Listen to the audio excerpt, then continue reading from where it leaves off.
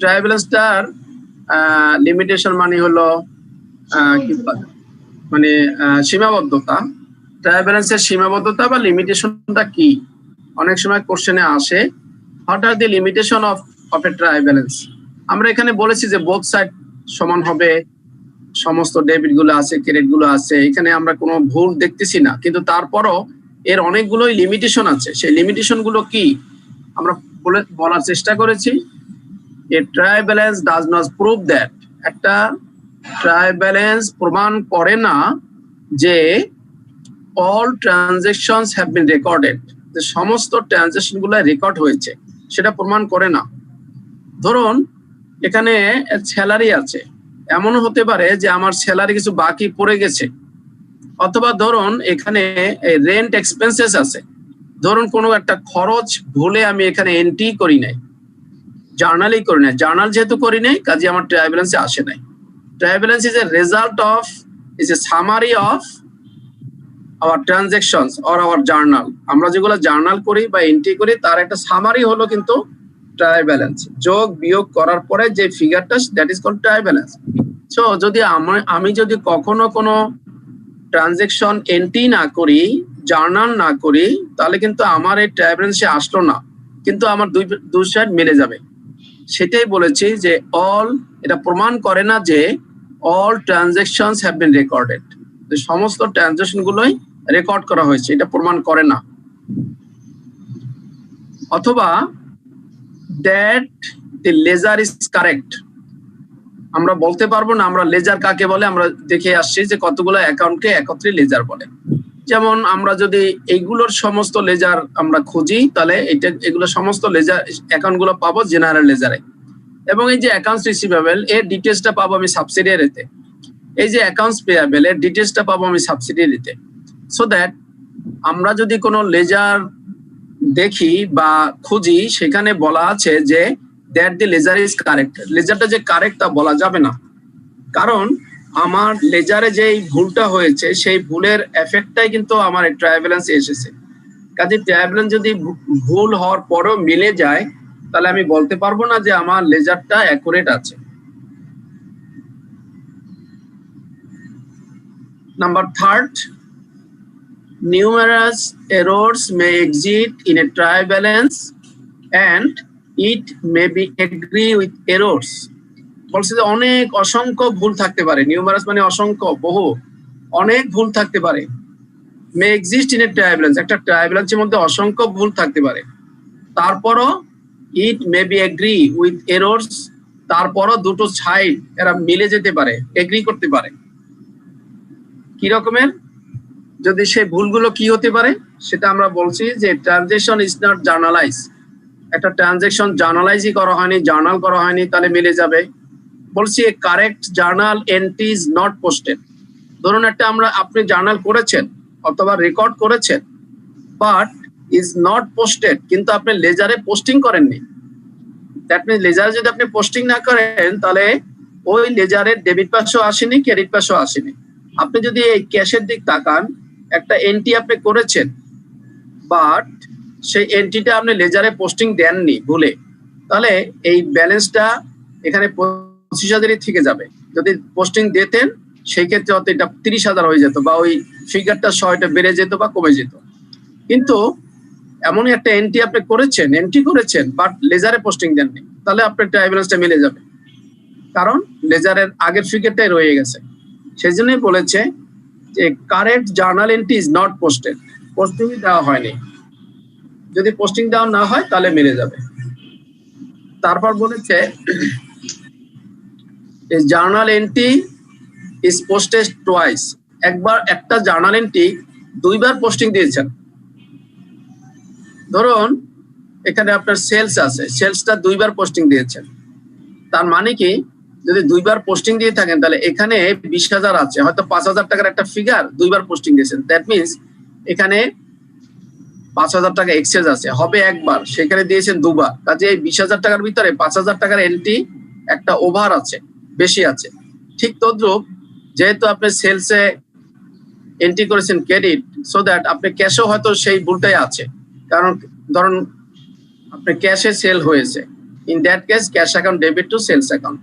তাহলে ক্যাশেও এখানে 5,000 টাকা বৃদ্ধি আছে। তাহলে কোনো এন্ট্রি যদি আমি ভুলে দুবার করি, তার ডেবিটও দুবার হবে, তার ক্রেডিটও দুবার হবে, কাজে সেক্ষেত্রে ব্যালেন্স শিট মেনে যাবে।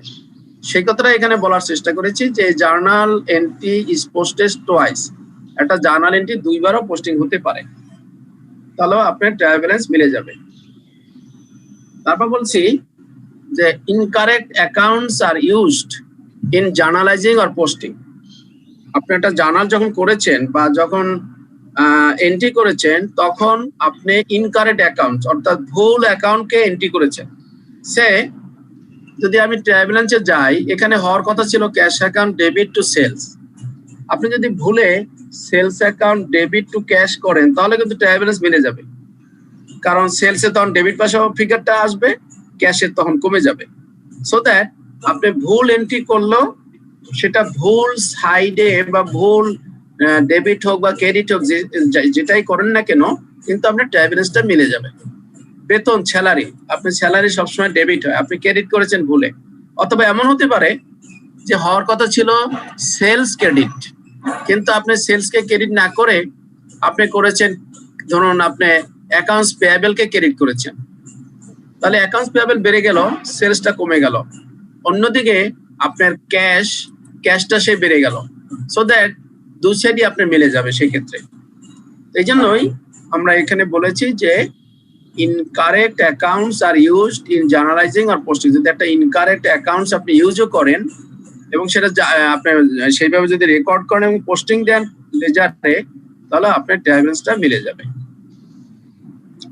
নাম্বার 5, আমরা বলেছি যে offsetting errors are made in recording the amount of a transaction. In other words, as long as equal debits and credits are posted, even to the wrong account or in the wrong amount, the total debit will equal the total credit. যদি এমন কোনো হয় entry যেটা অফসেটিং মানে হলো আপনি যত টাকা অ্যামাউন্ট যদি হয়, যত টাকা আপনি ডেবিট ভুল করেছেন, ঠিক আরেকটা জার্নালে গিয়ে ঠিক ততটুকু টাকা আপনি ক্রেডিট ভুল করেছেন, সো দ্যাট সেই ক্ষেত্রেও ট্রায়াল ব্যালেন্সটা মিলে যাবে। দ্যাট ইজ কল্ড অফসেটিং, অর্থাৎ একটা ভুল আরেকটা ভুলের মাধ্যমে অফসেট হয়ে যাওয়া, সেটাকে বলা হয় অফসেটিং এরর্স। আপনি একটা ডেবিট করছেন ভুলে, ঠিক আরেক জায়গায় গিয়া আরেকটা ক্রেডিট করেছেন ভুলে, তাহলে ডেবিট যেমনি ভুল করছেন, ক্রেডিটও তেমনি ভুল করছেন, দুইটাই তখন অফসেটিং হয়ে যাবে, দুইটাই তখন ইকুয়াল হয়ে যাবে। অথবা আপনার রং অ্যাকাউন্ট নম্বর ভুল করেছেন, আপনি সেলসকে ক্রেডিট করার কথা ছিল, না করে আপনি পেয়াবেলকে ক্রেডিট করেছেন, তখনও মিলে যাবে। অথবা ইন রং অ্যামাউন্টও ভুল করেছেন, সেক্ষেত্রে আপনার ট্রায়াল ব্যালেন্সটা মিলে যাবে। সো দ্যাট আমরা এখানে দেখলাম যে অনেকগুলো ভুল থাকলেও আপনার ট্রায়াল ব্যালেন্স মিলে যেতে পারে। সেই জন্য আমরা বলছি যে trial balance does not prove that, সে প্রমাণ করে না যে সে অ্যাকুরেট, সে তার ভিতর কোনো ভুল নাই, অথবা সে তার যে লেজার থেকে সে এসেছে লেজারটা কারেক্ট আছে। সো আপনাকে হয়তো এরকমের কোশ্চেন নাও আসতে পারে, হয়তো ঘুরে অন্য রকমের আসতে পারে, যে একটা ট্রায়াল ব্যালেন্স আপনাকে দিয়ে দিল, ছোট্ট করে প্রশ্ন করলো, is the trial balance correct? আপনি দেখলেন যে এর বোথ সাইড ইজ ইকুয়াল, আপনার তো স্বাভাবিকভাবে বলবেন যে না, হ্যাঁ এটা কারেক্ট আছে, কারণ আপনি এই সাইডে যোগ করে দেখলেন 1 লাখ, এই সাইডে যোগ করে দেখলেন 1 লাখ, আপনি সহজভাবে উত্তর দিলেন না ট্রায়াল ব্যালেন্স ঠিক আছে। কিন্তু না, আপনার কাছে জানতে চেয়েছে ঠিক নাই, কারণ অনেক কি কারণে ঠিক নেই সেগুলো এই কারণগুলো আমরা উল্লেখ করলাম। সেইভাবে আপনারা এই কারণগুলো তখন বলবেন যে এই কারণে is maybe wrong trial balance, এটা একটা রং ট্রায়াল ব্যালেন্স হতে পারে। ক্লিয়ার সবাই? সবাই কি আমার কথা বুঝতে পেরেছেন? ওকে, যারা নন কমার্স তারা বুঝেছেন? স্যার একটা কোশ্চেন ছিল। বলেন। লাইক কোন একটা এন্ট্রি যে আপনি যে বললেন যে এটা দিয়ে জিজ্ঞেস করবে, সো পুরোটা এক্সপ্লেইন করব নাকি হচ্ছে কোন একটা এন্ট্রি মিস্টেক আছে সেইটা কোন টপিকের মধ্যে যায়, জাস্ট ওইটা এক্সপ্লেইন? জি, আবার বলেন তো, বুঝতে পারিনি আমি। যেমন এখানে সেলস ডেবিট না হয়ে ক্রেডিট হলো, যে এরকম একটা কার যেন সবাই একটু কাইন্ডলি যদি মিউট করে নেন তাহলে কথাগুলো শোনা যেত। স্যার যদি মানে ট্রায়াল ব্যালেন্স, জি বলেন আবার, আপনি এই করে নেন। হ্যালো জি বলেন। স্যার শোনা যাচ্ছে? হ্যাঁ এবার শোনা যাচ্ছে। স্যার যদি যখন আমরা অ্যানসারটা করব তখন কি পুরোটা এক্সপ্লেইন করব যে কি কি কারণে এটা রং, পুরোটা এক্সপ্লেইন করব না না নাকি পুরা না না না পুরা এক্সপ্লেইন করবেন না, আপনি এইভাবে সংক্ষেপে বলবেন। এন্ট্রিগুলো ভুল আছে। হ্যাঁ হ্যাঁ আপনি বলবেন যে all transaction have been recorded, it's not proved. এটা যদিও আমার বলবেন যে দেয়ার ট্রানজাকশনটা যদিও দেখা যাচ্ছে both side are equal, but এছাড়াও এই এই ট্রায়াল মধ্যে আরো এই ধরনের ভুলগুলো থাকতে পারে। সংক্ষেপে প্রতিটা সংক্ষেপে লিখবেন, যে কারণে আমরা বুঝতে পারতেছি না যে it is the correct or not, কিন্তু আপাতত দৃষ্টিতে মনে হচ্ছে দেখে যে এটা কারেক্ট, তাই না? আপাতত দৃষ্টিতে অ্যাট এ গ্ল্যান্স দেখলে মনে হয় যে না এটা ঠিক আছে, বাট ভিতরে যদি আমি যাই বা পরবর্তী সময়ে হয়তো বুঝতে পারবো যে আসলে ঠিক নাই। কি কারণে ঠিক নাই? These are the causes, so that আপনি মানে আপনি you write the short point, আপনি শুধু পয়েন্ট গুলো লিখে গেলেই হবে। তার মানে মেবি রং অর রাইট লিখে দেন হচ্ছে কেন রং, তখন আমরা এক্সপ্লেনেশনটা দিব। রাইট।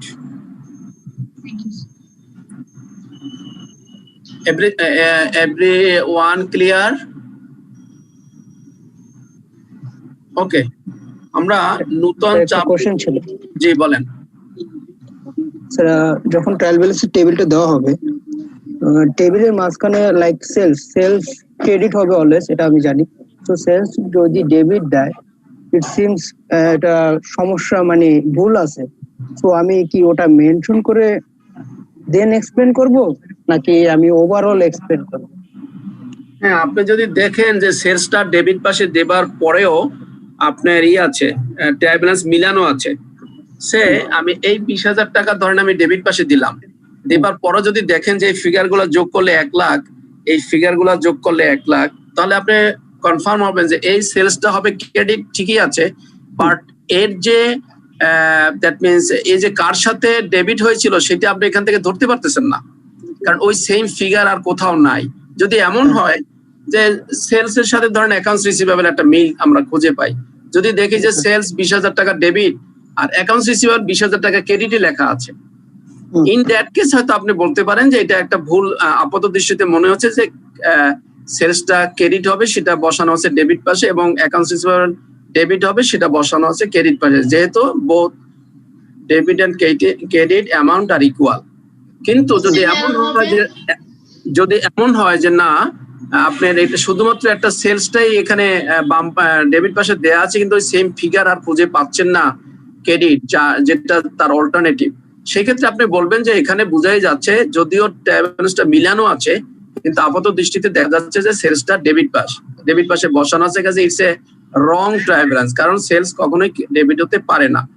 এছাড়াও এই কারণেও ট্রায়ালটা ভুল থাকতে পারে, তখন এই কজগুলো আপনারা উল্লেখ করবেন।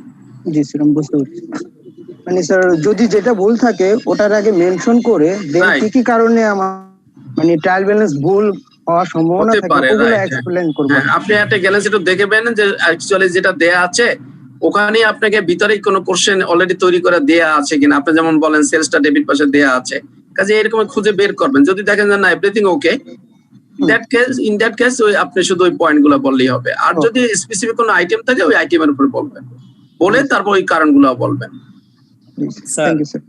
জি, তারা কি ওই মানে দিতে পারে না? ট্রায়াল ব্যালেন্স দিলই না দিয়ে বললো যে ট্রায়াল ব্যালেন্সের কি কি ভুল। হ্যাঁ হতে পারে। এই কিছুদিন আগে একটা পরীক্ষাতে এই সেম কোশ্চেনই আসছে যে ট্রায়াল ব্যালেন্সটা আপনার কাছে থিওরি আকারে আসছে, ট্রায়াল ব্যালেন্স দেয়নি, আপনার কাছে জানতে চাইছে যে ট্রায়াল ব্যালেন্স আপনি পেলে আপনি কি কনফার্ম হতে পারেন যে অল আর দি কারেক্ট? তার অ্যানসার এই যে আমি একটু আগে যেগুলো বললাম। আচ্ছা, ওকে, তাহলে আমরা নতুন চ্যাপ্টারে যাচ্ছি। আসসালামু আলাইকুম স্যার, আমি একটু আমার একটা কোশ্চেন ছিল স্যার। জি বলেন। অ্যাডজাস্টিং ট্রায়াল ব্যালেন্সটা যদি আরেকবার বলতেন স্যার। অ্যাডজাস্টিং ট্রায়াল ব্যালেন্সটা হলো আমরা এই যে আপনার অ্যাডজাস্টমেন্ট জার্নাল পড়েছিলাম না, এই যে অ্যাডজাস্টমেন্ট জার্নাল, হ্যাঁ আপনার এই যে টাইপ অফ জার্নালে যখন পড়েছিলাম তখন আমরা অ্যাডজাস্টমেন্ট জার্নালও পড়েছিলাম, তখন কি আপনি ক্লিয়ার বুঝতে পেরেছিলেন? জি স্যার। আচ্ছা, তার মানে কি অ্যাডজাস্টমেন্টটা তো আমরা বলেছি যে এট দি এন্ড অফ দি ইয়ার যে সমস্ত ভুলগুলো বছরের শেষে ধরা পড়ে সেই সমস্ত ভুলের জন্য, অথবা ভুল না ঠিক কারেক্টই আছে কিন্তু এন্ট্রিটা দিতে হবে আমাকে বছরের শেষে এসে, এরকম যদি কিছু জিনিস থাকে, অথবা যদি কোন ভুল ধরা পড়ে সেইটার জন্য যদি কোনো জার্নাল আমরা দেই, that is called adjustment journal. এখন আপনি সেই অ্যাডজাস্টমেন্ট জার্নাল দেবার পরে এই ফিগারটা তো চেঞ্জ হয়ে যাবে। আমরা যে প্রথম যে ট্রায়াল ব্যালেন্সটা করেছি এটা তো চেঞ্জ হয়ে যাবে। ধরুন আপনার এখানে আছে স্যালারি 20,000 টাকা। এখন এই ট্রায়াল ব্যালেন্সটা দেবার পরে বছরের শেষে আপনাকে বললো যে স্যালারি 5 দিনের স্যালারি বাকি আছে, দেয়া হয়নি, তাহলে আপনাকে তো দিতে হবে। তার মানে খরচটা তো এই বছরের খরচ, 5 দিনের বেতনটা তো এই বছরের বেতন, সো দ্যাট এই বেতনটা কিন্তু তখন 5 দিনের বেতনটা বেড়ে যাবে। সে 5 দিনের বেতন ধরেন 5,000 টাকা, তাহলে আপনার এই স্যালারিটা কিন্তু অ্যাকচুয়ালি 20,000 না, হবে 25,000। সেই ক্ষেত্রে আপনি আবার কি করবেন, স্যালারিকে ডেবিট করবেন, যেহেতু খরচ সবসময় ডেবিট, স্যালারিকে ডেবিট করবেন, আর স্যালারি পেয়াবেল অর্থাৎ দেয়া হয়নি তাহলে স্যালারি পেয়াবেলকে ক্রেডিট করবেন। তাহলে এই ক্রেডিট পাশেও একটা পেয়াবেল 5,000 টাকার একটা ফিগার আসবে, আর এই স্যালারিটা 20,000 টাকা বেড়ে 25,000 টাকা হবে। তখন এই 25,000 টাকা নিয়ে আবার যদি এই ট্রায়াল ব্যালেন্সটা করেন তাহলে এটা এখানে টোটাল হবে 1,05,000, এখানে হবে 1,05,000। That trial balance is called adjusted trial balance. জি স্যার, ক্লিয়ার স্যার। ওকে,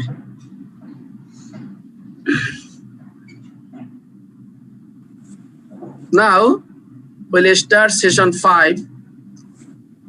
এখানে আমরা প্রথমে একটা জিনিস শিখবো, সেটা হলো দি চার্ট অফ অ্যাকাউন্টস। এখানে বলছি যে a chart of accounts is that list of accounts and the account numbers which identify their location in the ledger. এখন এখানে অনেকগুলো জিনিস আছে কিন্তু দেখেন, এই চার্ট অফ অ্যাকাউন্টস আমরা পড়ে আসছি অ্যাকাউন্টস কাকে বলে। তাহলে চার্ট অফ অ্যাকাউন্টস, অনেকগুলো অ্যাকাউন্টস এর একটা chart. Is that list of accounts and the account number, এবং ওই অ্যাকাউন্টের একটা number, which identify their location, তারা যেটা তার কোথায় সে আছে, অবস্থানটা কোথায়, ইন দি লেজারের ভিতর তার অবস্থানটা কোথায়, কত পৃষ্ঠায় আছে সেইটা খুঁজে বের করার জন্য যে লিস্ট অফ অ্যাকাউন্টস আমরা করি, সেই লিস্ট অফ অ্যাকাউন্টস কে আমরা বলি chart of accounts. The numbering system use to identify the accounts কে আইডেন্টিফাই করার জন্য নাম্বারিং সিস্টেম হলো usually starts with the balance sheet accounts. অর্থাৎ ব্যালেন্স শিট অ্যাকাউন্টস কি, ব্যালেন্স শিটে থাকে কি, ব্যালেন্স শিটে থাকে নরমালি অ্যাসেট থাকে আর লাইবিলিটি থাকে, কোনো খরচ আইটেম সাধারণত থাকে না, লাইবিলিটি গুলো থাকে এবং আপনার অ্যাসেট গুলো থাকে। তাহলে সেই আইটেম দিয়ে আপনাকে নাম্বারিংটা প্রথম শুরু করতে হবে, and follows with the income statement accounts, এবং তারপরে ইনকাম স্টেটমেন্টে যে অ্যাকাউন্ট গুলো আছে সেইগুলোর নাম্বার দিতে হবে। অর্থাৎ ইনকাম স্টেটমেন্টে কি আইটেম থাকে, নর্মালি ইনকাম স্টেটমেন্টে ম্যাক্সিমামই থাকে নমিনাল অ্যাকাউন্টের আইটেম গুলো, বা টেম্পোরারি বা ফিকটিশিয়াস অ্যাকাউন্টের যে আইটেম গুলো সেইগুলোই থাকে ম্যাক্সিমাম ইনকাম স্টেটমেন্টে। সো তাহলে আমরা বুঝতে পারলাম যে রিয়াল এবং পার্সোনাল অ্যাকাউন্ট গুলো থাকে ব্যালেন্স শিটে এবং নমিনাল অ্যাকাউন্ট গুলো থাকে ইনকাম স্টেটমেন্টে। তাহলে সেই ব্যালেন্স শিটের আইটেম নিয়ে প্রথমে আপনার নাম্বারিং করতে হবে, সেটা কি বলা হয় chart of accounts. So what is the difference between the chart of accounts and the trial balance কেউ এই দুটো জিনিস ভিতরে পার্থক্যটা বলতে পারবেন? স্যার ডেবিট আর ক্রেডিট অ্যামাউন্ট থাকবে না, এটাই বলুন, আরো বলুন, সবাই বলুন, দু একজন দেখি কি বুঝলেন। যে ট্রায়াল ব্যালেন্স তো আমরা বুঝলাম, ক্লিয়ার কনসেপ্ট হয়ে গেছে। নাও আমরা আলোচনা করেছি চার্ট অফ অ্যাকাউন্টস, সেটা বলেছি যে একটা লিস্ট অফ অ্যাকাউন্টস যেটা containing their numbers identify their location in the ledger, and this numbering should start from the items of balance sheet and then the followed by the income statement. অর্থাৎ আমরা chart of accounts একটা অনেকগুলো অ্যাকাউন্টসের একটা লিস্টকে বোঝাচ্ছি, যেটা যে প্রত্যেকটা অ্যাকাউন্টের নাম্বার সহ যে লিস্টটা থাকে সেটাকে আমরা চার্ট অফ অ্যাকাউন্টস বলি। তাহলে এখন আমি বলতে চাচ্ছি what is the difference between chart of accounts and the trial balance? Difference এখানে স্যার ইনকাম স্টেটমেন্টের ওই ফাংশন গুলো তো ওখানে আসেনি, ব্যালেন্স শিটের গুলো তো ওখানে আসেনি।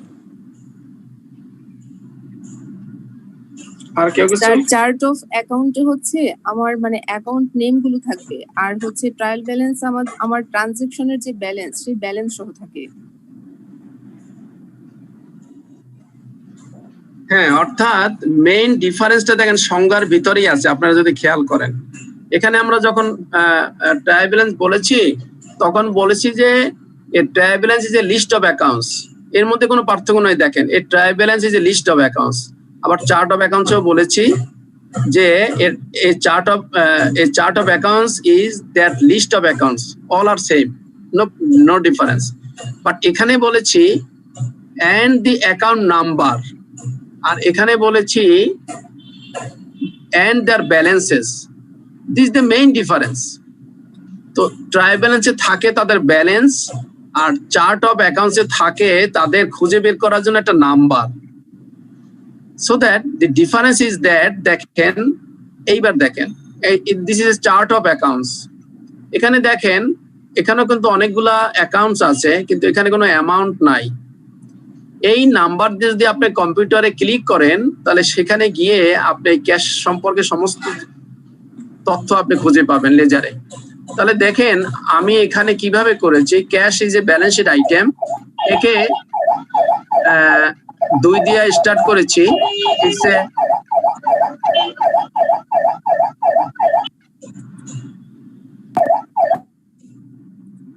It's a coding number, cash is a balance sheet item, তাকে দেখেন 2 দিয়ে স্টার্ট করেছি এবং লাস্টে আমি 100 রেখেছি এই জন্য যে একে এর ভিতরে যদি আরো কোনো আইটেম আসে আমি পরবর্তী পর্যায়ে দিতে পারবো, 111 করতে পারবো, 112 করতে পারবো, 199 পর্যন্ত করতে পারবো।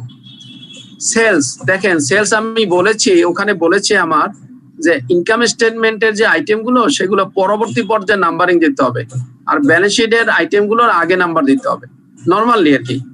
এখন সেলস হলো ইনকাম স্টেটমেন্টের আইটেম, নমিনাল অ্যাকাউন্ট, একে নাম্বার দিচ্ছি 4।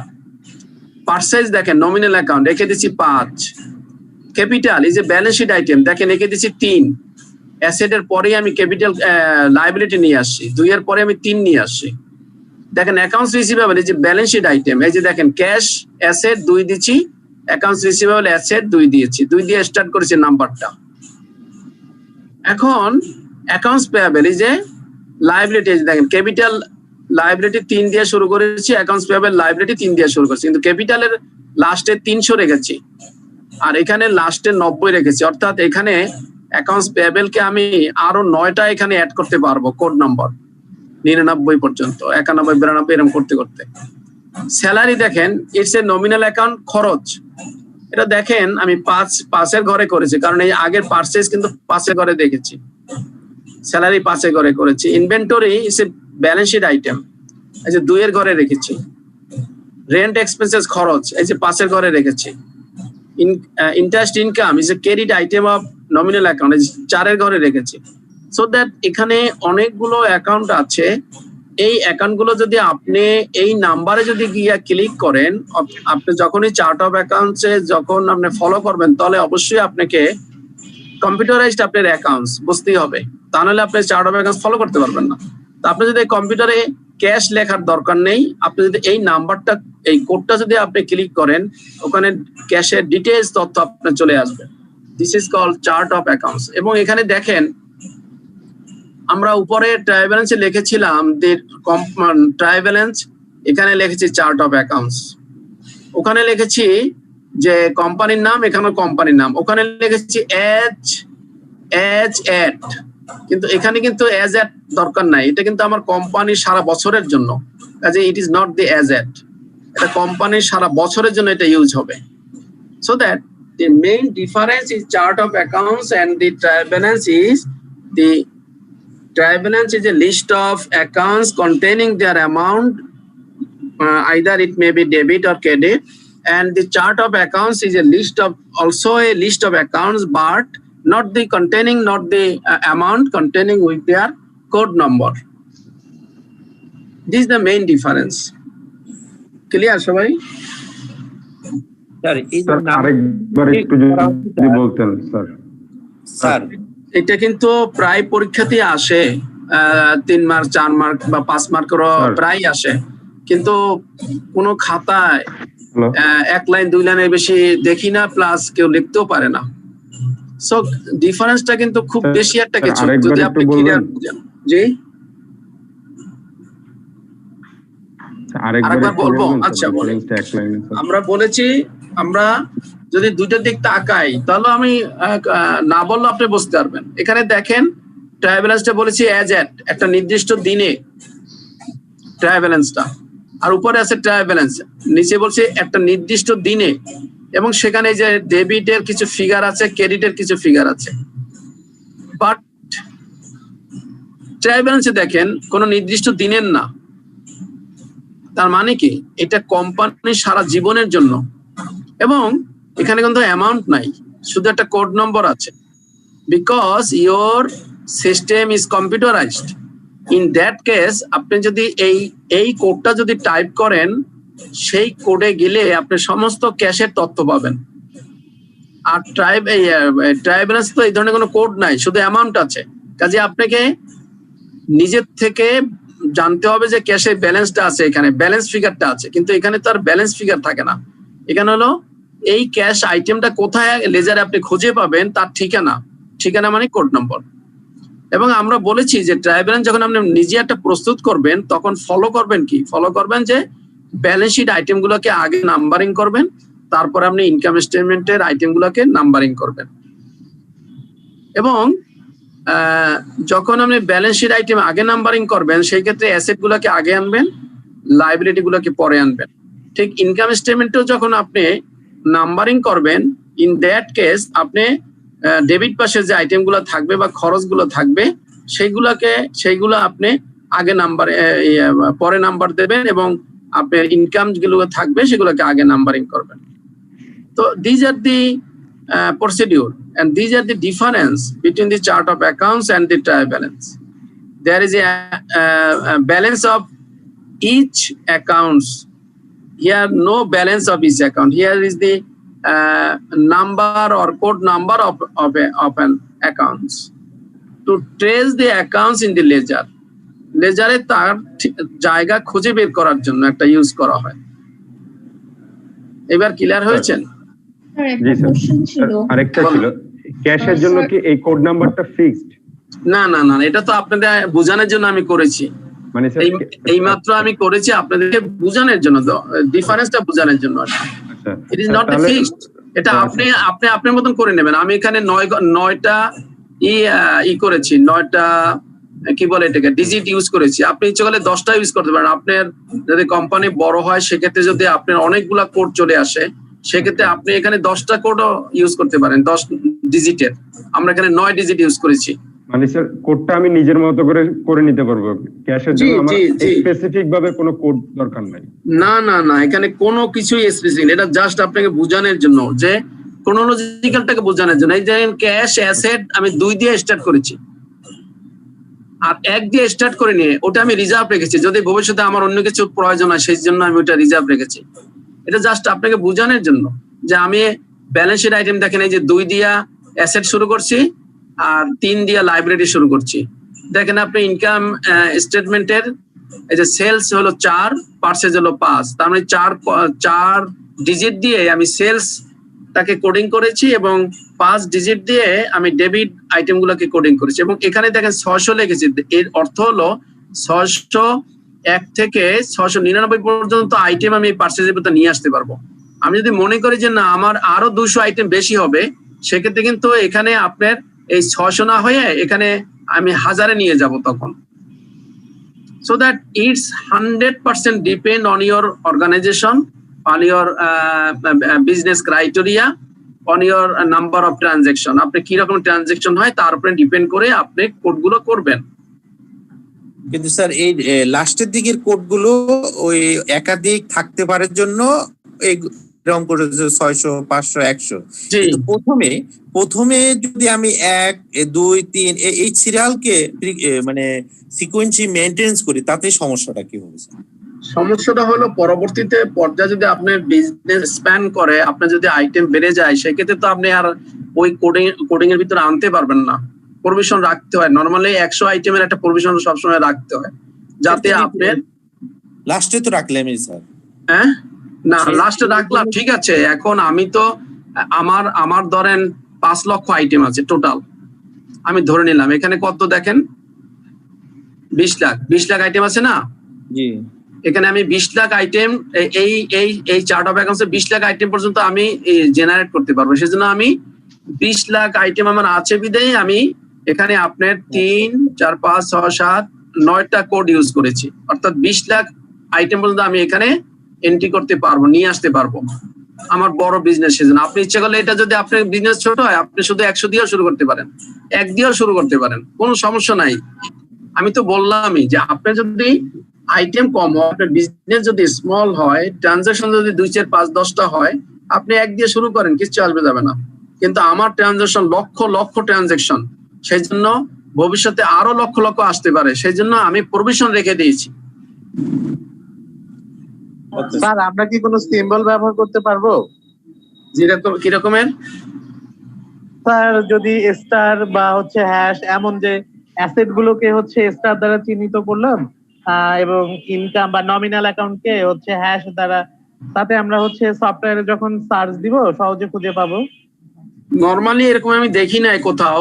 নরমালি কোডিং গুলো আপনার নিউমেরিয়াস এই যে ফিগার গুলো দিয়েই করা হয়, এবং উপরে তখন একটা চার্ট অফ অ্যাকাউন্টস একটা থাকে যে অ্যাসেট কোড, ধরেন আপনার মানে প্রথমে এটা যদি আমরা উচ্চারণ করি তাহলে হলো 20 লাখ থেকে ধরেন আপনার 60 লাখ পর্যন্ত অ্যাসেট কোড এভাবে বলা থাকে। তার মানে 2 দেখলে আপনি বুঝবেন, আপনি তো আগেই ওখানে বলা আছে যে 20 থেকে 60, তার মানে 2 যদি দেখেন তাহলে বুঝবেন আপনি অ্যাসেট। যখনই আপনি 3 দেখবেন বুঝবেন আপনি লায়াবিলিটি, যখনই আপনি 5 দেখবেন তখনই আপনি ভাববেন যে ইনকাম স্টেটমেন্ট ডেবিট পাস, যখনই 4 দেখবেন তখনই ভাববেন ইনকাম স্টেটমেন্ট ক্রেডিট পাস।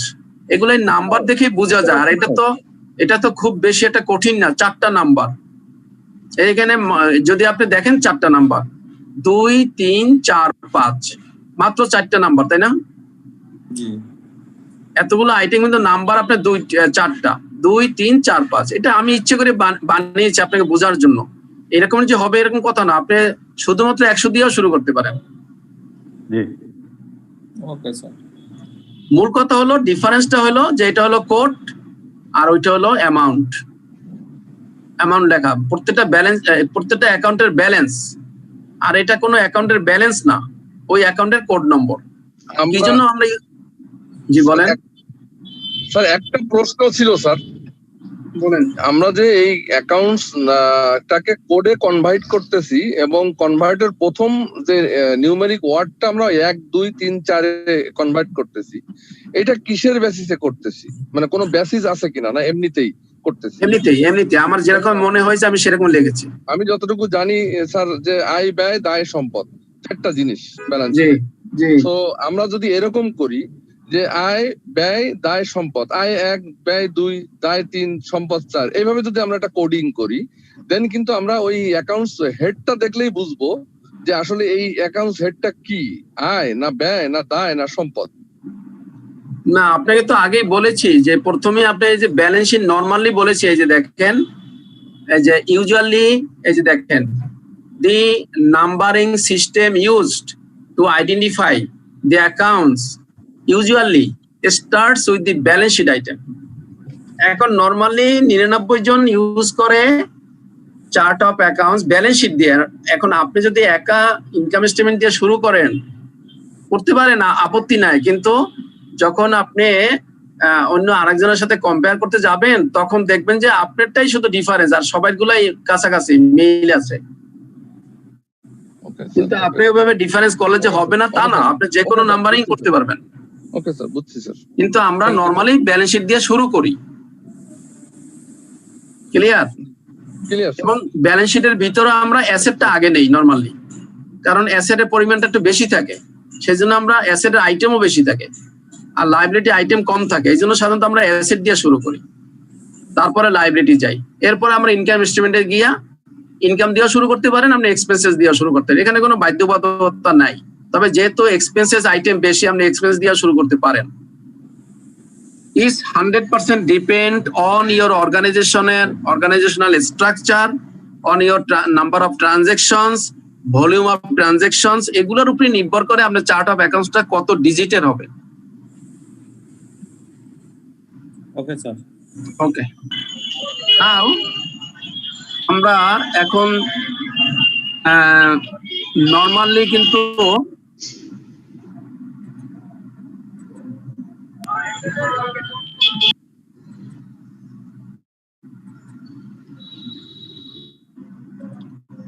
আমাদের বেসিক কিন্তু এখানেই শেষ। বেসিক বলতে যেটা বোঝায় সেটা কিন্তু আমাদের এখানেই শেষ, অর্থাৎ কিভাবে ডেবিট হয়, কিভাবে ক্রেডিট হয়, ডেবিট কি জিনিস, ক্রেডিট কি জিনিস, জার্নাল কি জিনিস, এন্ট্রি কি জিনিস, ট্রায়াল ব্যালেন্স কি জিনিস, ব্যালেন্স শিট কি জিনিস, ইনকাম স্টেটমেন্ট কি জিনিস, সব আমরা শিখেছি কিভাবে ডেবিট হয়, কিভাবে ক্রেডিট হয়। কাজে বেসিক এখানে শেষ। এরপরে আমরা আস্তে আস্তে চ্যাপ্টারে ঢুকে যাব, সেটা এখনই স্টার্ট হবে। কাজে বেসিকের ভিতরে ওভারঅল এই 4টা ক্লাসের ভিতরে কারো কোনো কোশ্চেন আছে কিনা?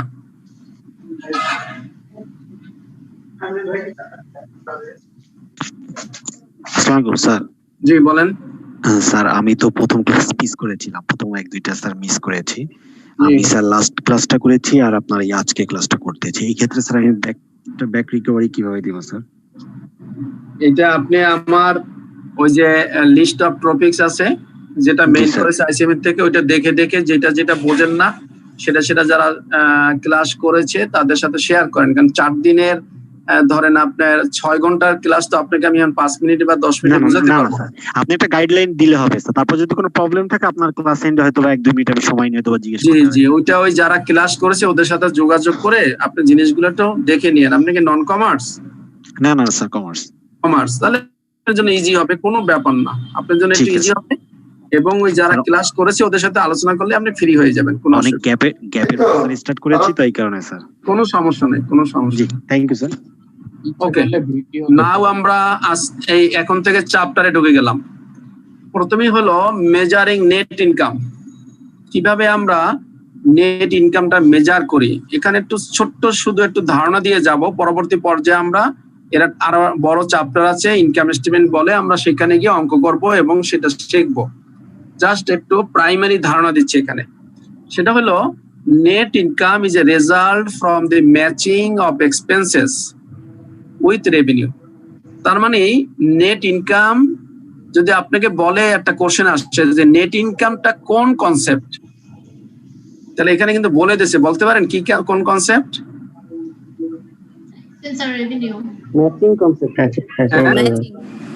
Matching concept. ম্যাচিং কনসেপ্ট এখানে বলেই দিচ্ছে যে ম্যাচিং কনসেপ্টের রেজাল্ট হলো নেট ইনকাম। আমরা কনসেপ্ট কনভেনশন পড়িয়েছি, সেখানে বলছি ম্যাচিং কনসেপ্ট। এখানে আবার বলেছে net income is a result from the matching of expenses with revenue. অর্থাৎ আয়ের সাথে ব্যয় যদি আপনি ম্যাচ করেন, ম্যাচ করার পরে যে রেজাল্টটা হবে সেই রেজাল্টটাকে আমরা বলি নেট ইনকাম। যদি রেজাল্টটা পজিটিভ হয় নেট ইনকাম, রেজাল্ট যদি নেগেটিভ হয় তাহলে নেট ইনকাম এটা ব্র্যাকেট হয়ে যাবে বা লস বলি। ব্র্যাকেট মানে লস হয়ে যাবে, তখন আর নেট ইনকাম বলবো না, নেট লস বলবো। আরেকবার একটু স্যার। হ্যাঁ, আমরা যখন কনসেপ্ট এবং কনভেনশন পড়িয়েছি তখন আমরা ম্যাচিং কনসেপ্ট পড়িয়েছিলাম। সেখানে বলেছে যে matching concept is that you should match your all type of expenses with your revenue. তো এই এক্সপেন্সেস এর সাথে রেভিনিউ ম্যাচের যে রেজাল্ট, সেই রেজাল্টটাকে বলা হয় নেট ইনকাম। অর্থাৎ আপনার রেভিনিউ থেকে যদি খরচটা কম হয়, আপনি যদি 100 টাকা বিক্রি করেন আর যদি আপনার 80 টাকা খরচ হয় তাহলে 20 টাকা প্রফিট হবে। আর 100 টাকা যদি বিক্রি করে আপনার 120 টাকা খরচ হয় তাহলে 20 টাকা লস হবে। এটি যে রেজাল্ট, কিসের result? Matching of expenses with revenue. সেই কথাটাই বলছে যে net income is a result from the matching of expenses with revenue. আর যদি এটা খরচটা যদি বেশি হয় রেভিনিউর চেয়ে, সেক্ষেত্রে নেট ইনকাম হবে না, তখন হবে নেট লস। আমরা বলি নেট লস। তো নর্মালি নেট ইনকাম যদি বুঝি, নেট লসটাও বুঝবো। তো আমরা ব্যবসা করি ইনকামের জন্য, কাজেই ধরেই নেব যে আমাদের ইনকামই হবে, লস হবে না। In a merchandising company, the primary source of revenue is the sale of merchandise, sales revenue or sales. Expenses for a merchandising company are divided into two categories. এখন আমরা কি জানি যে which company is merchandising company? আমাদের কি জানা আছে? জি sir, যে কোম্পানি পণ্য কিনে আবার বিক্রি করে দেয়, উৎপাদন করে না, সে হচ্ছে মার্চেন্ডাইজিং কোম্পানি। রাইট। যে কোম্পানি পণ্য কিনে আর পণ্য বিক্রি করে, সে কখনো প্রোডাকশন করে না। That company is called merchandising company. And the company who is activity involved with the production, that company is called manufacturing company. So that আমরা যখন কোনো অঙ্ক করব, দুটো কোম্পানি হতে পারে, প্রোডাকশন মানে ম্যানুফ্যাকচারিং কোম্পানি হতে পারে, মার্চেন্ডাইজিং কোম্পানি হতে পারে। আমি এখানে মার্চেন্ডাইজিং কোম্পানি নিয়ে আলোচনা করছি যে মার্চেন্ডাইজিং কোম্পানিতে primary source of revenue is the sale of merchandise, অর্থাৎ যে পণ্য সে বিক্রি করবে সেটা, অথবা সেল রেভিনিউ আমরা বলি, অথবা শুধু সেলও বলি, একই কথা। মার্চেন্ডাইজ সেল বলে, সেল রেভিনিউ বলে, সেল বলে। Expenses for a merchandising company are divided into two category. Merchandising কোম্পানির খরচকে দুই ভাগে ভাগ করা হয়, একটা হলো কস্ট অফ গুডস সোল্ড এবং আরেকটা হলো অপারেটিং এক্সপেন্সেস। নাও কিভাবে আমরা নেট ইনকামে যাই দেখেন, সেলস রেভিনিউ থেকে যদি আমি কস্ট অফ, যেহেতু বলছি দুই ধরনের খরচ, একটা হলো কস্ট অফ গুডস সোল্ড আর একটা হলো অপারেটিং এক্সপেন্স। আজানের জন্য শোনা যাচ্ছে না, আজানের জন্য শোনা যাচ্ছে না, নামাজের ব্রেক দিলে Let's take a break. So ওকে, তাহলে আমরা 10 মিনিটস ব্রেক দেই, 10 মিনিটস পরে নামাজ পড়ে 10 মিনিট আমরা অ্যাটেন্ড করব। ওকে, thank you.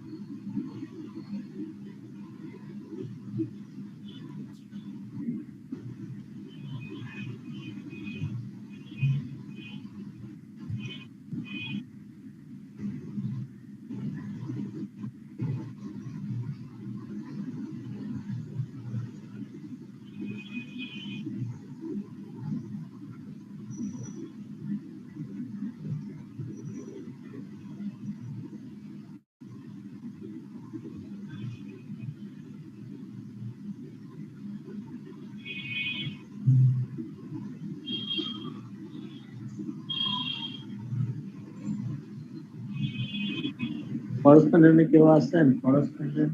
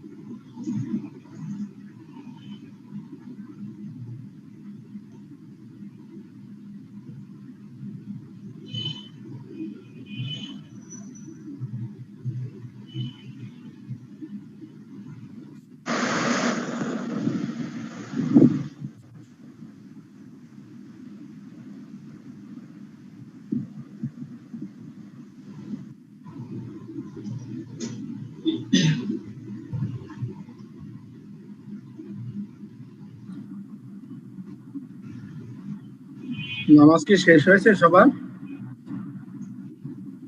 G sir. G sir. G sir শেষ হয়েছে।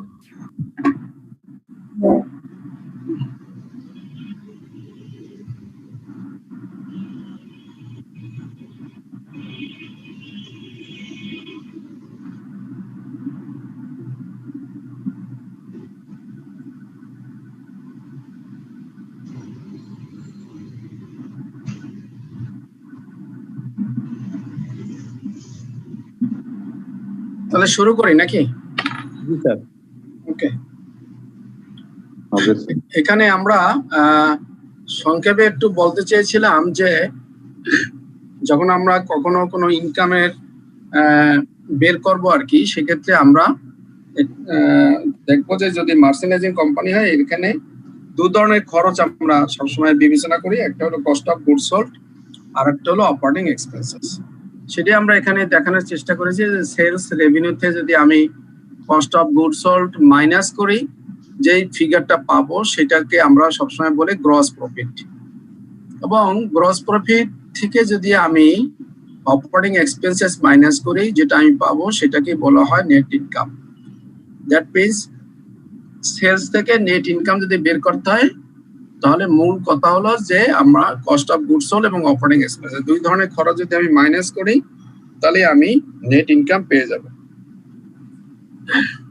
নাও সেলস রেভিনিউ, আমরা সেলস রেভিনিউকে আমরা বলেছি যে শুধু সেলও বলা যায় বা সেল অফ মার্চেন্ডাইজও বলা যায়, যেটাই বলি না কেন আমরা তার রেকর্ডিংটা শিখবো। সেলস রেভিনিউ জার্নাল কি হবে? Sales revenue are earned when the goods are transferred from the seller to the buyer। যখন কোনো মালামাল সেলারের থেকে বায়ারের কাছে ট্রান্সফার হয়ে যাবে তখনই সেটাকে আমরা বলবো sales revenue. Then the sales transaction is completed and the sales price is established। এবং সেই ক্ষেত্রে আমরা জার্নাল করব। যদি ক্রেডিট সেল হয়, বাকিতে হয়, তাহলে আমরা বলবো accounts receivable debit to sales. যদি এমন হয় যে আমি একজনের সাথেই ব্যবসা করি তাহলে শুধু তার নামটা আসবে এখানে, তাহলে আর অ্যাকাউন্টস রিসিভেবল আসবে না। আমরা আগেও গত ক্লাসে আলোচনা করছি অ্যাকাউন্টস রিসিভার যে জেনারেল লেজার।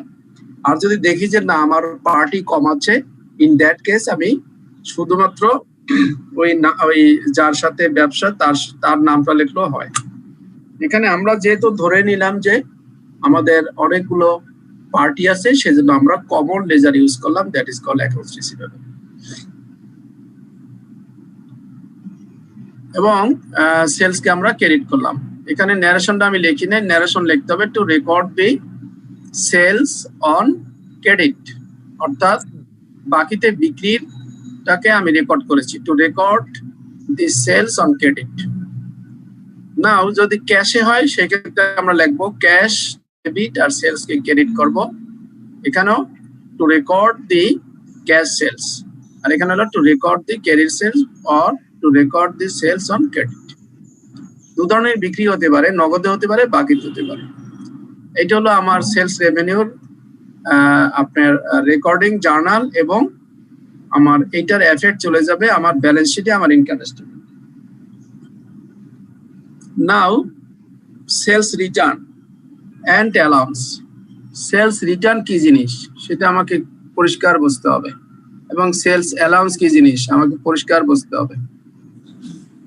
অনেক সময় সেলস রিটার্ন শুধু সিঙ্গেল থাকে, আবার অনেক সময় একত্র থাকতে পারে সেলস রিটার্ন এন্ড অ্যালাউন্স। তাহলে আমি যদি দুটোই ক্লিয়ার বুঝতে পারি, ইন দ্যাট কেস আমার আর কোনো কনফিউশন হওয়ার কথা না। এখানে বলেছি a customer may be dissatisfied with the merchandise received. যে মালামালগুলা সে রিসিভ করেছে সেই মালামালের প্রতি সে ডিসস্যাটিসফাইড হতে পারে, because the goods are damaged or defective or inferior quality or not in accord with the customer's specification. অর্থাৎ আপনি যেভাবে দিয়েছেন স্পেসিফিকেশন সেভাবে মালটা আসে নাই। আপনি যেভাবে অর্ডার করেছিলেন যে কোয়ালিটি দেখে, আমরা নর্মালি এখন অনেকেই অভ্যস্ত হয়ে গেছি অনলাইন পারচেজ, তাই না? আমরা অনলাইন অর্ডার দিচ্ছি, কিন্তু আমরা কিন্তু এই অনলাইনে কাস্টমার ডিসস্যাটিসফ্যাকশন কিন্তু বিশেষ করে বাংলাদেশে প্রচুর। কারণ আপনাকে অনলাইনে দেখাবে ছবি একটা, দিবে আর একটা। আপনি যদি ক্লথ কেনেন, কাপড় কেনেন, ক্লথ আইটেম কেনেন, দেখবেন যে আপনার সবসময় ইনফেরিয়র কোয়ালিটি থাকবে। আপনি ছবিতে দেখে আকৃষ্ট হবেন, যখন অর্ডার দেবেন মালটা যখন আসবে তখন দেখবেন যে আপনার সেই কোয়ালিটি না, অথবা ডিফেক্টিভও থাকতে পারে অনেক সময়। সো দ্যাট যদি এরকমের হয় যে ড্যামেজ হয়ে গেছে মালটা, অথবা ডিফেক্টিভ আছে, অথবা ইনফেরিয়র কোয়ালিটি, যে কোয়ালিটি ভাবছিলেন সেই কোয়ালিটি না, অথবা আপনি যেভাবে স্পেসিফিকেশন দিয়েছেন সেইভাবে স্পেসিফিকেশন অনুসারে মাল পাঠায়নি, যিনি এক্সপোর্টার তিনি মালটা ওইভাবে পাঠায়নি। In such case the customer may return the goods to the seller for credit if the sale was made on credit or for a cash refund. যদি আপনি ক্রেডিটে বিক্রি আপনি কিনে থাকেন তাহলে আপনি সেই ক্রেডিট সেলটা যার কাছ থেকে আপনি পারচেজ করেছেন, যিনি সেলার, তার কাছে আপনি মাল পাঠিয়ে দিতে পারেন এবং সেখানে আপনার ক্রেডিট অ্যামাউন্টটা অ্যাডজাস্ট হবে। অথবা যদি আপনি নগদে কিনে থাকেন তাহলে আপনি ক্যাশ ফেরত চাবেন, যে আপনার মালটা ভালো না, আপনার টাকা আমার ফেরত দিয়ে দেন। That is called return. If the sales was originally for cash, যদি অরিজিনালি ক্যাশে হয় সেক্ষেত্রে ক্যাশ রিফান্ড পাবেন, আর যদি ক্যাশে না হয় তাহলে ক্রেডিটে আপনি ক্রেডিট মেমো পাবেন, অর্থাৎ ক্রেডিট যে অ্যামাউন্টটা সেটা অ্যাডজাস্ট হবে। This transaction is known as a sell return. এটাকে আমরা বলবো সেল রিটার্ন, অর্থাৎ পূর্ণাঙ্গভাবে যখন সেলারের কাছে মালটা ফেরত যাবে সেইগুলাকে আমরা বলবো সেলস রিটার্ন। তাহলে অ্যালাউন্স কোনটা? অ্যালাউন্স হলো alternatively the customer may choose to keep the merchandise if the seller is willing to grant an allowance or deduction from the selling price. This is known as a sales allowance and combined into one account, sales return and allowance. বলেছে যে যদি এমন হয় যে আপনি মালটা import করেছেন আর যিনি সেলার সে এক্সপোর্ট করেছে, এখন আপনি দেখলেন আপনি পেপার ইম্পোর্ট করেছেন, দেখলেন যে কিছু পেপার আপনার জাহাজের পাটাতনে থাকার কারণে ড্যামেজ হয়ে গেছে, যেগুলো ইউজলেস, অথবা দেখলেন যে কিছু আছে ডিফেক্টিভ, তাহলে আপনি বলতে পারেন যে মালগুলো আপনি ফেরত নিয়ে যান। এখন যিনি এক্সপোর্টার তিনি চিন্তা করবেন যে এই মাল আবার জাহাজে করে যদি নিয়ে আসতে হয় তাহলে আবার জাহাজ ভাড়া আমাকে দিতে হবে, ফ্রেট আমাকে পেমেন্ট করতে হবে। ইন দ্যাট কেস সে হয়তো আপনাকে অফার দিতে পারে যে ঠিক আছে মালটা আপনি রেখে দেন, আপনার কাছে আমি 100 টাকা পাই, আপনি আমাকে 90 টাকা দেন, 10 টাকা কম দেন। সেটাই বলেছে, alternatively the customer may choose to keep the merchandise if the seller is willing to grant an allowance or deduction. আপনার কাছে যেটা পাবে সেখান থেকে যদি সে কিছু অ্যালাউন্স আপনাকে অ্যালাউ করে অথবা কিছু ডিডাকশন করে যে ঠিক আছে 100 টাকা থেকে আপনি 10 টাকা কম দেন, আপনি মালটা রেখে দেন, এটা কি বলা হবে অ্যালাউন্স। তাহলে far difference from return and allowance, এবং এটা দুটো একত্রেই থাকতে পারে। আপনি কিছু মাল ফেরত দিতে পারেন যে না এটা আপনি আসলে রেখেই কোনো লাভ হবে না, তো সেই মালটা আপনি ফেরত দিবেন। আবার কিছু মাল চিন্তা করলেন যে ঠিক আছে সে যেহেতু 10 টাকা কম নেবে, আমি ওই 10 টাকা কমে বিক্রি করতে পারবো, ইন দ্যাট কেস আপনি সেটা রেখে দেবেন, সেটাকে বলবে অ্যালাউন্স। তাহলে দুটোই হতে পারে, আপনি একটা সেলস এর ভিতরে রিটার্নও হতে পারে, অ্যালাউন্স হতে পারে, অথবা দুটো একত্র হতে পারে।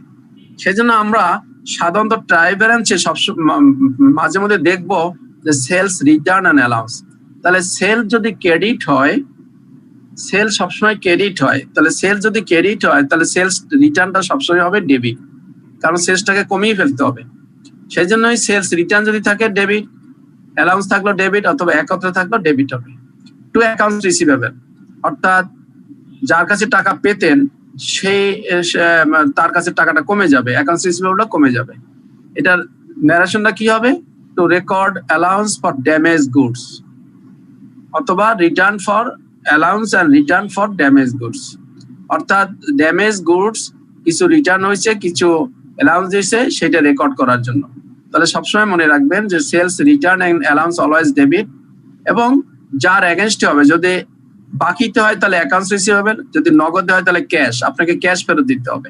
আমরা ধরেই নিলাম যে এটা বাকি, সেজন্য অ্যাকাউন্টস রিসিভেবলকে ক্রেডিট হবে। এবার কি আমরা ক্লিয়ার যে what do means by return and what do means by allowance? What is the difference between return and allowance?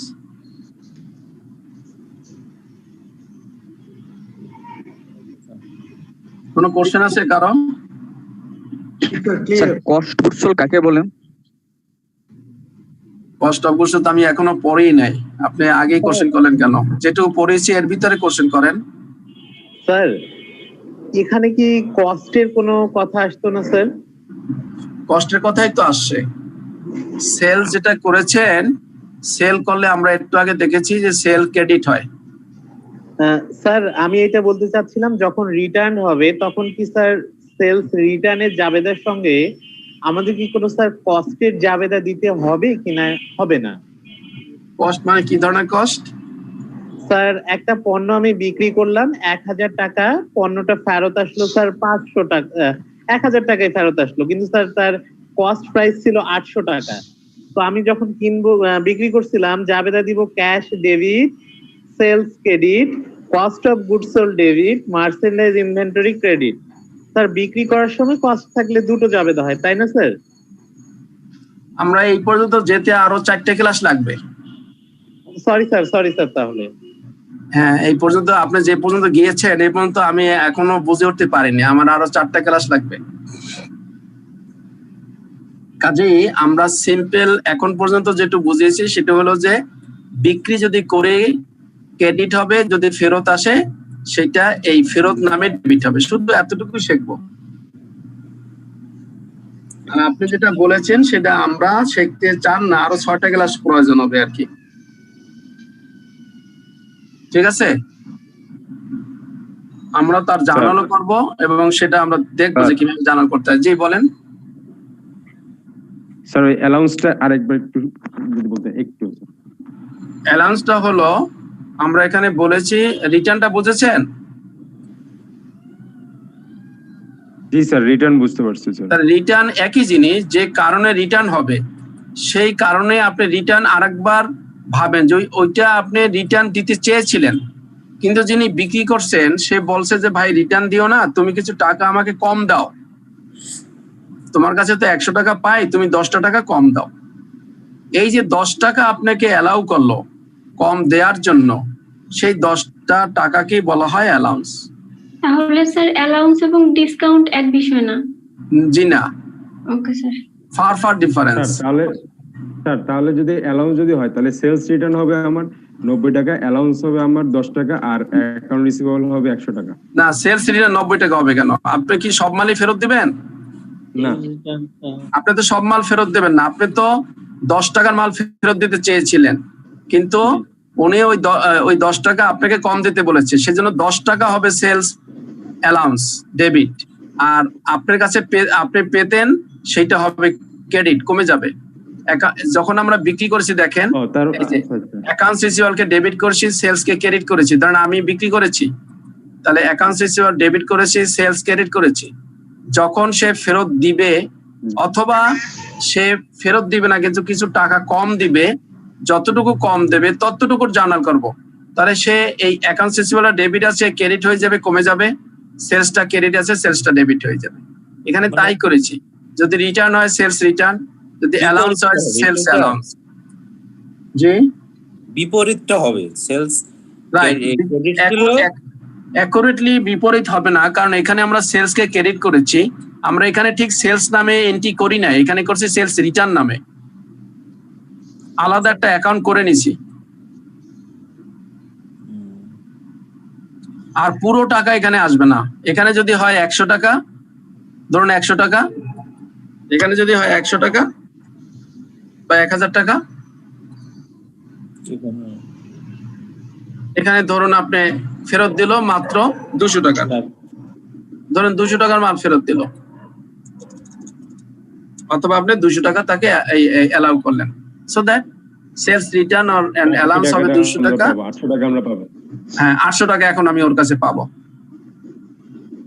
Clear? জি স্যার। ওকে, জি sir. Now the sales discount or cash discount.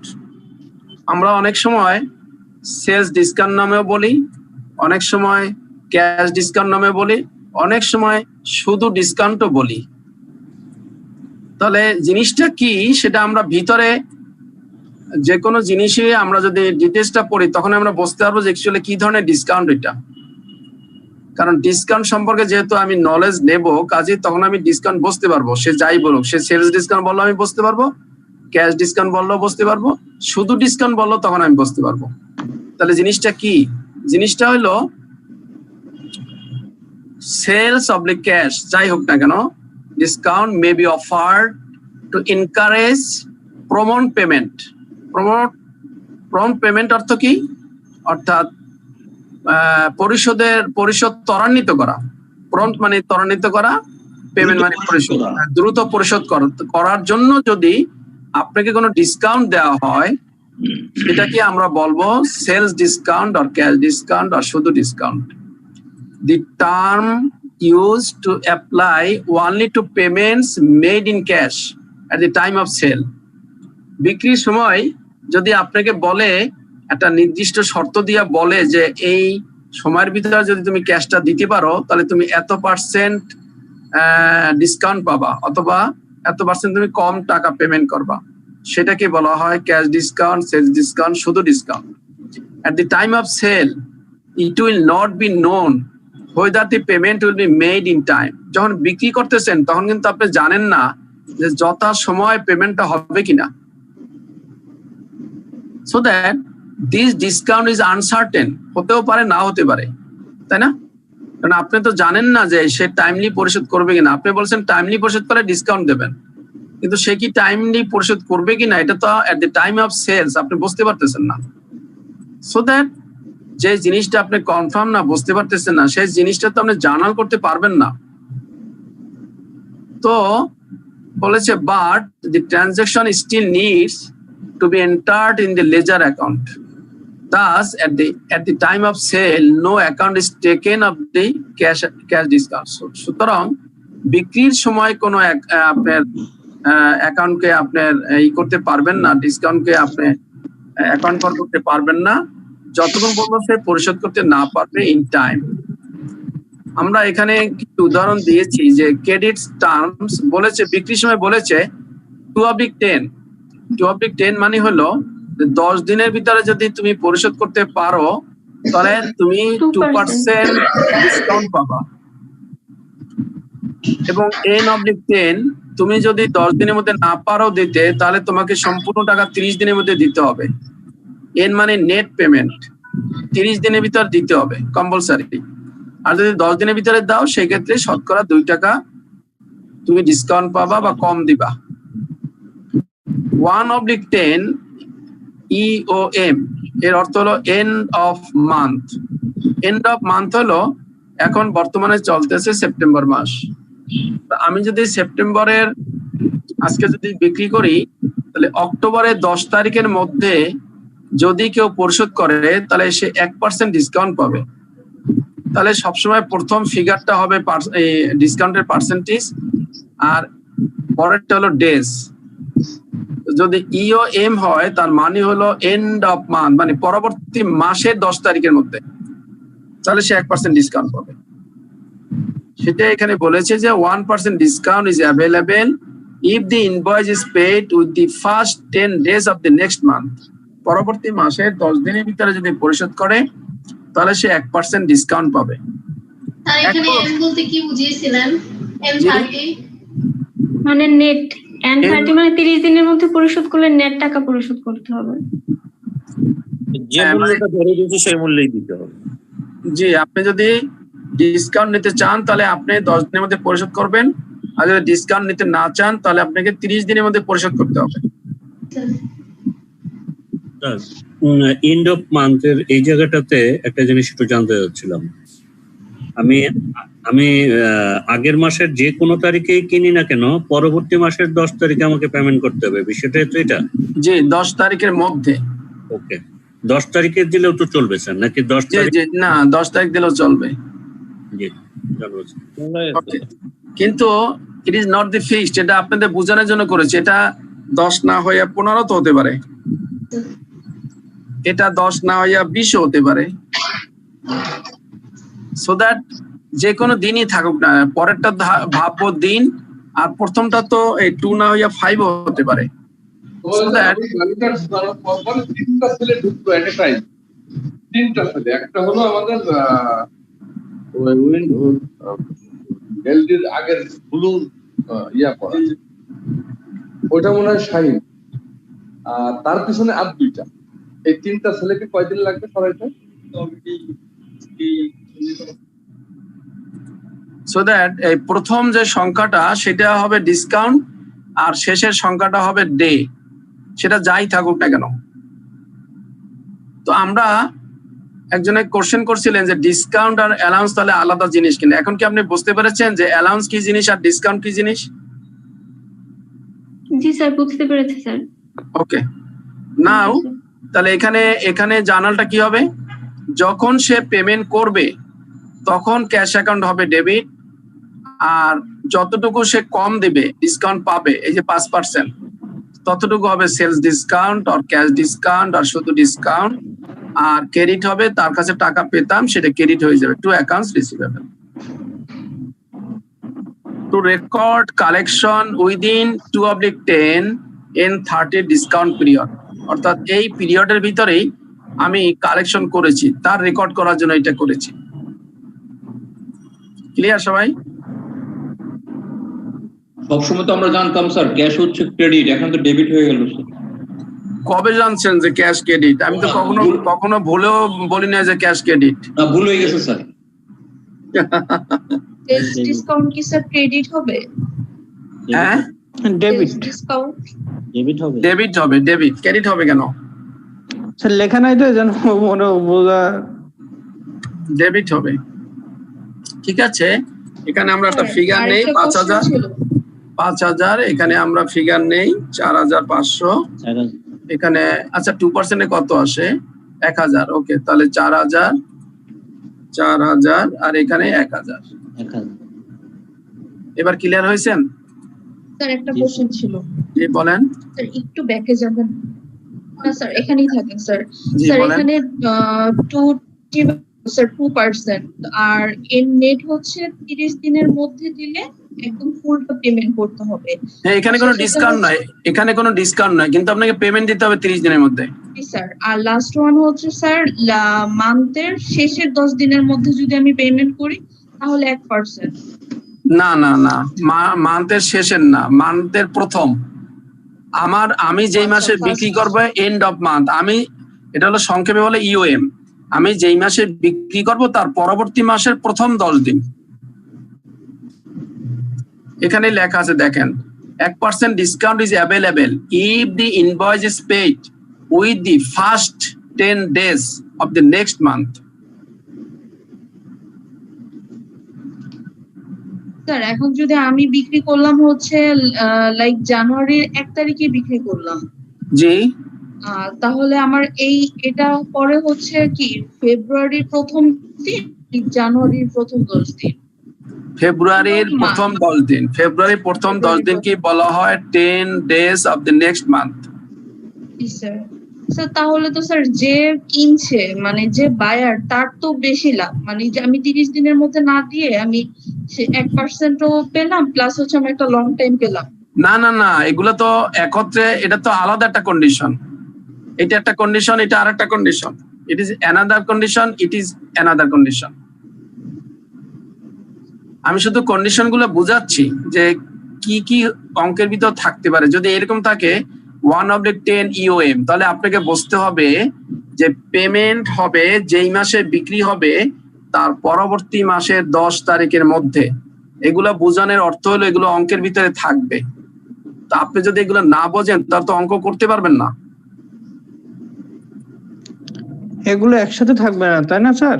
না না, হয় যে কোনো একটা থাকবে, হয় এই দুইটা থাকবে আর তা নইলে এইটা থাকবে। জি স্যার, বুঝছি। হ্যালো, ক্লিয়ার সবাই? জি স্যার। জি স্যার, এই যে 1/10 ইওএম, এটা হচ্ছে যে মানে স্পেসিফিক ভাবে যে কোনো ডেট বিক্রি করলে তার পরবর্তী মাসের 10 দিন, নাকি মানে হিসাবটা কিভাবে হবে? আমি সেটা যদি একটু এইটার অর্থটা বোঝেন কিনা দেখেন। দি first 10 days of the next month, পরবর্তী মাসের প্রথম 10 দিন, এর বাংলা যদি করি পরবর্তী মাসের প্রথম 10 দিন। ধরুন আপনি জানুয়ারি মাসের 1 তারিখে বিক্রি করেছেন, তাহলে ফেব্রুয়ারি নেক্সট মান্থ মানে ফেব্রুয়ারি, আর 10 days মানে 10 তারিখ। ফেব্রুয়ারি 10 তারিখের ভিতরে যদি পেমেন্ট দেয় সেই ক্ষেত্রে 1% ডিসকাউন্ট পাবে। ক্লিয়ার হয়েছেন? জি স্যার। তাহলে জি স্যার, আর যদি জানুয়ারি যদি 10 তারিখে যদি সেল করে তাহলে ফেব্রুয়ারি 20 তারিখে ওইভাবে হিসাবটা হবে? না না না না না, তো ফেব্রুয়ারি 10 তারিখে তাও কি ফেব্রুয়ারি 10 তারিখ হবে? এখানে তো 10 দিনের কথাই বলছে, এটা তো ডে, 10 দিন নট তারিখ। জানুয়ারি মাসের 30 তারিখে করে তাইলেও ফেব্রুয়ারি মাসের 10 তারিখ হবে। রাইট, ইট ইজ নট ভাই এই যে জিনিস এত এখানে তো এইটুকুর অর্থ কি খুব কঠিন হয়ে যাচ্ছে? আর বুঝতে পারছি স্যার, এটা ফার্স্টে এটার জন্য প্রবলেম হয়ে গেছে। হ্যাঁ স্যার, প্রথমে এন্ড অফ মান্থ লেখা আছে তো, মানে এটার জন্য এটা তো এই টার্মটা তো আসলে আমি দেই না, এটা তো আপনার ওয়ার্ল্ড ওয়াইজ টার্ম, এগুলাকে বলে ইকো টার্ম। হ্যাঁ, এগুলা ইন্টারন্যাশনাল টার্ম, ইকো টার্ম বলে, অর্থাৎ ইওএম। স্যার আপনার সময় শেষ হয়ে গেছে স্যার। আরে বাবা দাঁড়াও, আরেক মিনিট ওয়েট করো। তাহলে এখন এইগুলাকে বলে ইকো টার্ম। হ্যাঁ, এটা আমি তো ইচ্ছে করে দিতে পারবো না, কিন্তু আমাকে জানতে হবে এর অর্থটা কি। সেটা অর্থ দিলাম এন্ড অফ মান্থ। আর মিনসটা কি, অর্থ মানে এটা বুঝায় কি সেটা আমি এখানে বলেছি যে 1% discount is available if the invoice is paid with the first 10 days of the next month. Clear সবাই? জি স্যার, ক্লিয়ার। স্যার একটা কোশ্চেন স্যার। জি বলেন স্যার। এই যে টার্মস এগুলা কি স্যার সেল করার সময় মেনশন করে দিতে হবে? ধরেন আমার সেল হইছে, রাইট, এখানে তো তাই সেই কথাই বলেছি, এই যে এখানে বলেছি। স্যার আমি বলতে চাচ্ছিলাম যে আমার সেল হইছে বাট আমি এখন টাকাটা পাচ্ছি না, অনেকদিন হইছে, এখন কি আমি কোনো ডিসকাউন্ট দিতে পারবো? না, আপনার সাথে যদি কন্ডিশন না থাকে তাহলে তো আপনি ডিসকাউন্ট পাবেন না। আপনার বিক্রির সময় যদি এরকম কন্ডিশন দিয়ে দেয় যে তুমি এরকম পেমেন্ট করতে পারলে এরকম ডিসকাউন্ট পাবা, তখন আপনি পেমেন্ট করতে পারলে আপনি ডিসকাউন্ট পাবেন। কিন্তু আপনি যদি আপনার সাথে এরকম শর্ত যদি না থাকে, শুধু যদি N30 থাকে, তাহলে আপনাকে শুধু 30 দিনের মধ্যে পেমেন্ট করতে হবে, সেক্ষেত্রে ডিসকাউন্ট পাবেন না। ক্লিয়ার? এগুলো আপনার সেল কন্ট্রাক্টের সময় হয়ে থাকে, কন্ট্রাক্টের পরে আর কোনো কথা চলবে না। তো আমরা মনে হয় অ্যালাউন্স এবং ডিসকাউন্ট সম্পর্কে ক্লিয়ার হয়েছে। এই চ্যাপ্টারে লাস্ট ওয়ান হলো ট্রেড ডিসকাউন্ট। আইসিএম বারবারই করতেছে, আমি সংক্ষেপে বলি, the trade discount is deducted from the quoted price. Quoted price কি আমরা বুঝি? জি স্যার, তালিকা মূল্য। হ্যাঁ, পণ্যের তালিকা মূল্য যেগুলো বিক্রি করা হবে। রাইট। আপনি অনেক দোকানে গিয়ে দেখবেন যে ফিক্সড প্রাইস লেখা থাকে, যে প্রাইসটা অফার করা হবে সেটা। হ্যাঁ, ফিক্সড প্রাইস বলা থাকে, অর্থাৎ যে প্রাইসটা বলবে ওই প্রাইসটাই, সেটাকে বলা হয় কোটেড প্রাইস। অর্থাৎ একটা লিস্ট থাকে। যেমন আপনি যদি মেডিসিনের দোকান থাকে, দেখবেন একটা লিস্ট আপনাকে দিয়ে দেবে কোন কোন মেডিসিনের কত দাম, সেটাকে বলা হয় কোটেড প্রাইস বা লিস্ট প্রাইস বলে। Sometimes refer to as a list price, অনেক সময় লিস্ট প্রাইস বলে, অর এ ক্যাটালগ প্রাইস। আপনি যদি ইসে যান, কোন চাইনিজ রেস্টুরেন্টে যান, আপনাকে একটা ক্যাটালগ দেবে, ওখানে প্রাইসটা উল্লেখ থাকে। এরকমের অনেক জায়গায় ক্যাটালগ প্রাইস বলে, অনেক জায়গায় লিস্ট প্রাইস বলে, অনেক জায়গায় কোটেড প্রাইস বলে। এক এক জায়গায় এক একটাই ইউজ করে, কিন্তু এটা হলো ফিক্সড। এখন সেই ফিক্সড প্রাইস থেকে যদি কখনো কোনো ডিডাকশন হয়, সে আপনি যদি নীলক্ষেত যান, আপনি একটা কলম কিনতে যাবেন, আপনার কাছে বলবে 10 টাকা দেন। কিন্তু আপনি যখন বলবেন যে আমি 1 ডজন কলম নেব, তাহলে 120 টাকা না চেয়ে আপনার কাছে বলবে যে ঠিক আছে, আপনি যদি 1 ডজন নেন, আমাকে 110 টাকা দেন। এই যে কেনার সময় আপনার কাছ থেকে 10 টাকা কম নিল, that is called trade discount. It is allowed only for to promote the sale. আর আগেরটা ছিল টু প্রমোট দি পেমেন্ট, পেমেন্টকে প্রমোট করার জন্য। আর এটা হলো টু সেলস কে প্রমোট করার জন্য। আপনি গেছিলেন একটা কলম কিনতে, দেখলেন যে একটা কলম কিনতে লাগবে 10 টাকা, আর ও বললো যে 12টা কলম নিলে আপনি 120 টাকা হবে, আপনার কাছ থেকে রাখবো 100 টাকা। তখন আপনি আকৃষ্ট হবেন, 20 টাকা কম যেহেতু, তখন 12টা কলম একত্রে কিনে ফেলবেন। That is called trade discount. So the trade discount, the allowance, and the sales discount or cash discount is far difference. Am I clear? Yes sir. Okay. Yes sir. আজকে তাহলে এই পর্যন্ত শেষ। আমরা ট্রেড ডিসকাউন্টের কখনো এন্ট্রি করি না। কেন এন্ট্রি করি না? কারণ বিক্রির সময় তো আমি কবেই বিক্রি করেছি, ওটা আর এন্ট্রি করার দরকার হয় না। আমি বিক্রি লিখবো 110 টাকা বা 100 টাকা, আমি 120 টাকা বিক্রি লিখবো না। কাজেই এই ট্রেড ডিসকাউন্ট কখনোই রেকর্ডের প্রয়োজন হয় না। যদি ট্রেড ডিসকাউন্ট থাকে আমরা রেকর্ড করব না, যদি সেলস ডিসকাউন্ট বা ক্যাশ ডিসকাউন্ট থাকে আমরা রেকর্ড করব, আর যদি অ্যালাউন্স থাকে আমরা রেকর্ড করব। সো দ্যাট অ্যালাউন্স একটা জিনিস, রিটার্ন আর একটা জিনিস, এবং ক্যাশ বা সেলস ডিসকাউন্ট একটা জিনিস, এবং ট্রেড ডিসকাউন্ট একটা জিনিস। কখনোই কনফিউশন করবেন না, প্রত্যেকটা আলাদা আলাদা সত্তা, আলাদা আলাদা জিনিস। সবাইকে অসংখ্য ধন্যবাদ। নেক্সট ক্লাসে আবার দেখা হবে। স্যার একটা কথা ছিল যে আমরা আমাদের নোটগুলো 5 পর্যন্ত পেয়েছি, তো 6 থেকে 10 পর্যন্ত এখন আমাদের হাতে আসেনি। এটাই শেষ ক্লাসটা কবে হবে? পরশুদিন হবে। আমি কালকেরই আবার বা এখনই আইসিএম এর আছেন কেউ? জি স্যার আছে স্যার। হ্যাঁ, ওই যে শেষ থেকে ওগুলা সেন্ড করে দেবে, কালকেরই আপনারা পেয়ে যাবেন সব। 6 থেকে 10 উনি লাইনে নাই স্যার শুনতেছি স্যার, আপনার কথা শুনতেছি স্যার। হ্যাঁ, ওই 6 থেকে তুমি 6, 7, 8 বা 6, 7 এরকম 2টা করে পাঠাই দিও একটু। 5টা করে পাঠালে ভালো হয়, আমরা একটু অ্যাডভান্স হয়ে থাকতে পারি, মানে যারা পড়ি আর কি। ওকে ঠিক আছে স্যার। হ্যাঁ, একটু পাঠাই দিও, কালকে একটু মেলে আগামী ক্লাসে আগেই পাঠাই দিও। আচ্ছা ঠিক আছে স্যার। সবাইকে অসংখ্য ধন্যবাদ। Thank you.